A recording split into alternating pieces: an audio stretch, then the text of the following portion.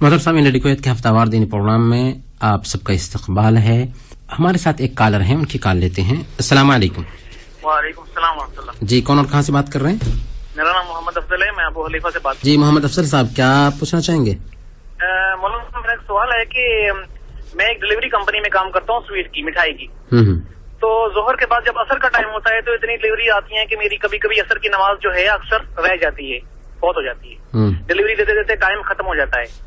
اور ایسا ہی مغرب کے ٹائم میں بھی ہوتا ہے کہ مغرب میں اتنی ڈلیوری آتی ہے کہ میں نماز کا ٹائم وقت جو ہے وہ فوت ہو جاتا ہے.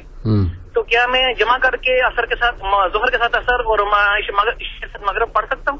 یہی سوال تھا میرا. اس سلسلے میں شکل کیا ہو سکتی ہے؟ بہتر شکل ہم بتاتے ہیں انشاءاللہ. محمد افضل صاحب نے پوچھا ہے کہ میں ڈلیوری کمپنی میں کام کرتا ہوں، ظہر کے وقت میں جب نکلتے ہیں تو عصر کی نماز فوت ہو جاتی ہے اور ظہر کی نماز بھی قضا ہو جاتی ہے. اسی طرح سے مغرب کے وقت میں بھی ہم مشغول رہتے ہیں، تو کیا ظہر اور عصر کو ملا کر کے اور مغرب اور عشاء کو ملا کر کے ایک ساتھ پڑھ سکتے ہیں؟ اللہ رب العالمین نے بیان فرمایا، ان الصلاۃ کانت علی المؤمنین کتابا موقوتا، کہ نماز مومنوں پر وقت کی پابندی کے ساتھ میں فرض ہے.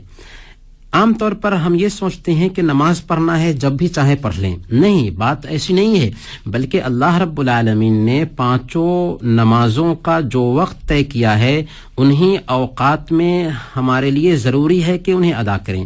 وقت سے بے وقت ہم نماز کو نہیں کر سکتے.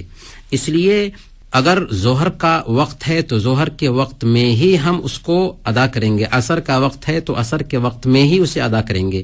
ہاں، اس بات کی گنجائش ہے کہ کبھی کبھار کام زیادہ تھا تو ہماری جماعت چھوٹ گئی، کوئی بات نہیں، 1-2 گھنٹہ لیٹ کر کے ہم عصر کا وقت ہونے سے پہلے ظہر کی نماز پڑھ لیں گے. اسی طرح سے اگر کبھی کبھار مشغولیت کی بنیاد پر عصر کی نماز فوت ہو گئی، حالانکہ فوت نہیں ہونی چاہیے. اللہ کے نبی صلی اللہ علیہ وسلم نے کیا فرمایا؟ من فاتتہ صلاۃ العصر فکأنما اوتر اہلہ ومالہ، جس کی عصر کی نماز فوت ہو گئی گویا کہ اس کے اہل و عیال اور اس کے مال، اس کے سارے املاک تباہ ہو گئے. معمولی بات نہیں ہے. دنیا کے حوالے سے ہم بہت ہی پلاننگ کرتے ہیں، بہت ہی سوچتے ہیں، لیکن آخرت کے حوالے سے بے فکری ہوتی ہے. نہیں، ہمیں آخرت کے حوالے سے بھی غور کرنا چاہیے. نماز ایک مسلمان کی پہچان ہے اور یہ وقت کی پابندی کے ساتھ میں فرض ہے.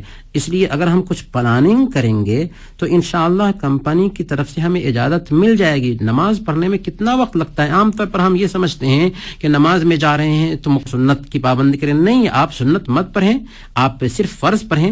4 منٹ 5 منٹ میں آپ جماعت سے نماز پڑھ لیں اور پھر جا کر کے اپنے کام میں لگ جائیں. پھر بعد میں سنت کی ادائیگی کر سکتے ہیں. سنت کو مؤخر کیا جا سکتا ہے لیکن فرض کو وقت سے بے وقت نہیں کیا جا سکتا. کبھی کبھار اگر ایسا ہو گیا تو ہو گیا، لیکن کسی بھی صورت میں یہ گنجائش نہیں نکل سکتی ہے کہ ہم 2 نمازوں کو جمع کر کے صرف کام کی وجہ سے ہم پڑھیں. نہیں گنجائش نکلتی.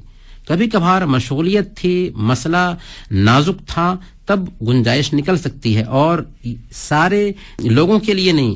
نماز کو وقت پر پڑھیں گے. ہاں، کچھ حد تک ہم یہ کہہ سکتے ہیں کہ مشغولیت تھی، جماعت چھوٹ گئی، تو ہمیں نماز وقت پر ہی پڑھنا ہے.